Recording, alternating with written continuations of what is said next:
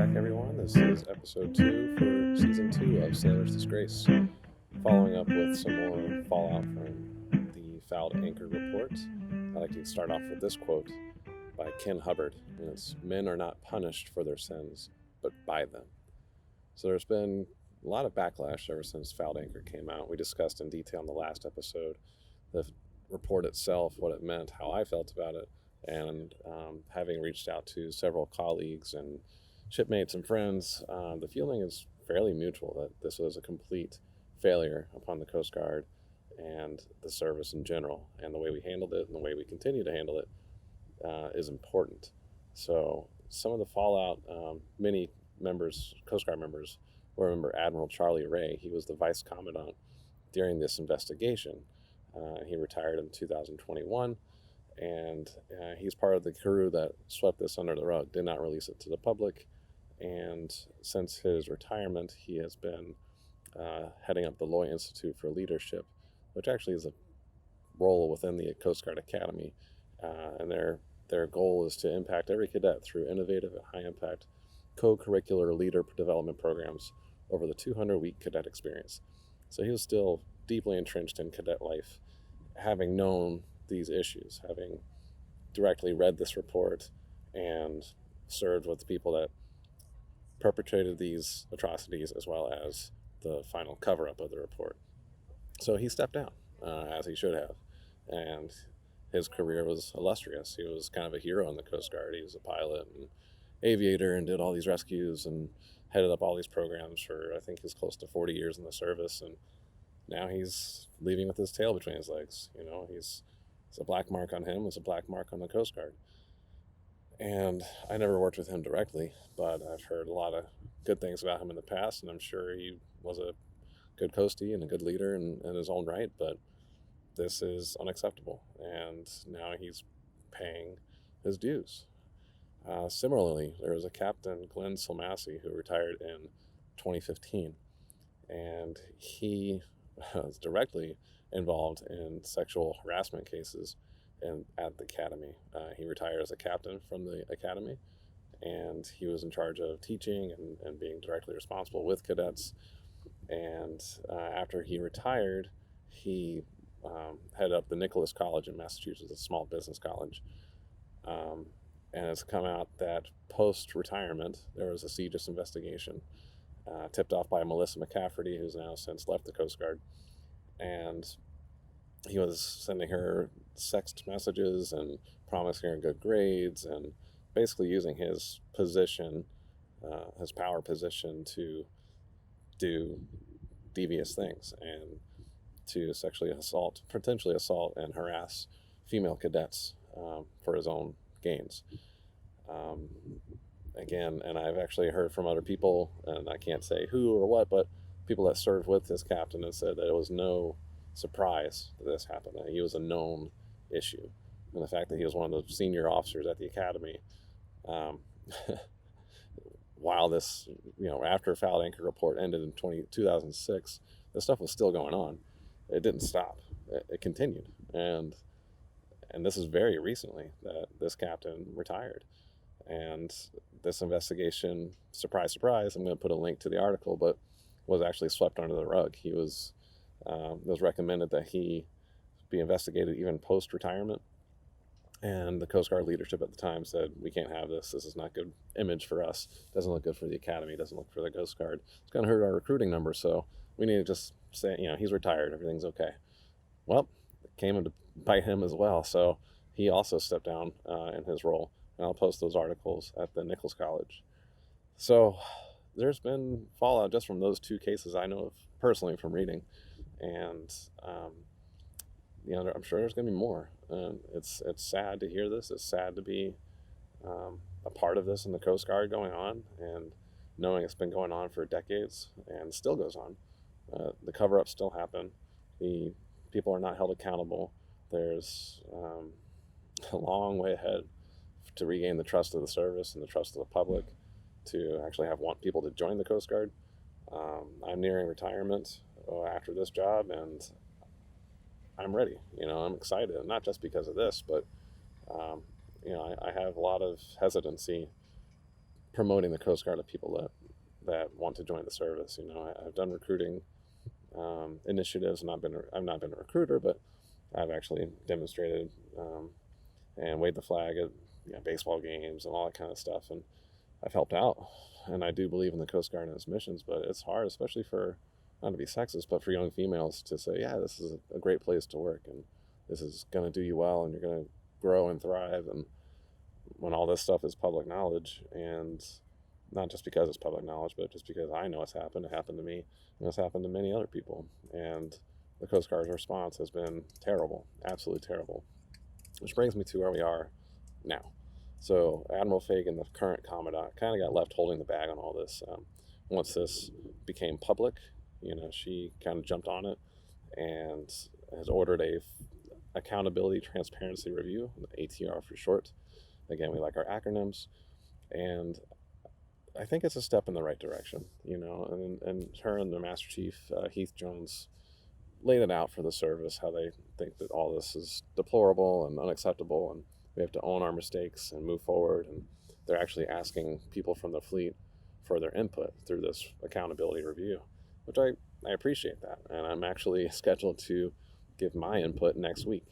I submitted, there's an anonymous online poll that you put in your information, and obviously I made mine non-anonymous. I put my name on there and said, hey, please contact me for more info. I'd like to speak. So one of the civilian contractors, I believe, running this program reached out to me, and we have a scheduled phone interview next week where I can tell my story and how I feel the program can be better, what the Coast Guard can do as a whole to improve their SAPR program, and how to recover from all this, and how to make the service a safe place and a desirable place to be. So there's a lot there. And I like to read one thing that they put, that Admiral Fagan said. It says, everyone in our service has the right to a safe workplace, and I encourage any workforce member who has experienced or is experiencing sexual harassment, bullying, retaliation, assault, or other abuse to seek assistance immediately. And that's all great, and there's a lot of buzzwords and very smart analogies about ship rust and how we don't paint over rust. We actually chip the rust first and then we cover it up, and it's good. It's good, and I feel like she's doing what she can given what she was dropped on her lap, essentially. But I also have hesitation with that. I think that she was a part of that clan as well.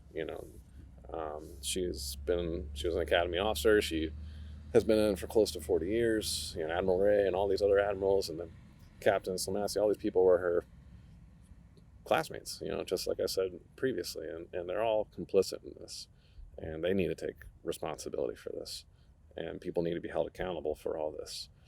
And it seems like people losing their positions as heads of college or as a chairperson for an institute at the academy, like that's fine, but is that enough? What? And we don't judge people by the court of public opinion. We do it through court of law, and I understand that many of these cases will never go to trial or never, finish in that way. But it's disheartening to know that so many people have gotten away with this stuff and continue to. And I feel like there are steps being taken. So on a presidential level, I know, and a DoD level, we're actually looking at removing any decision-making authority for sexual assault cases from the command completely. And I think that's excellent. There's a lot of stuff in the works, and it's coming down soon. And I think I'll do a separate episode once that's all finalized and in place. But I think that's a great way to move with this stuff, that the local command or district command, like they can't be involved in this stuff because they have too much skin in the game. Their careers are on the line. There's bad press, there's bad media, there's a perception that they're not good leaders, that they have this within their ranks, and all that crap. That needs to go away. That needs to completely be abolished. Remove the commands from it entirely, and let's put the power back into the hands of the people. That's where it needs to be. We need survivors and victims and just people in general to be comfortable reporting this stuff and comfortable saying no and not putting up with this nonsense. It's tough. It's a tough thing to do, and it's not easy to be a survivor. It's not easy to be a coastie sometimes. It's not easy to serve. Some jobs maybe sometimes, but overall, it's a lot. It's very challenging, and we're all volunteers. No one drafted us, and we're all putting our lives on the line, and our families and careers and all that stuff for a purpose.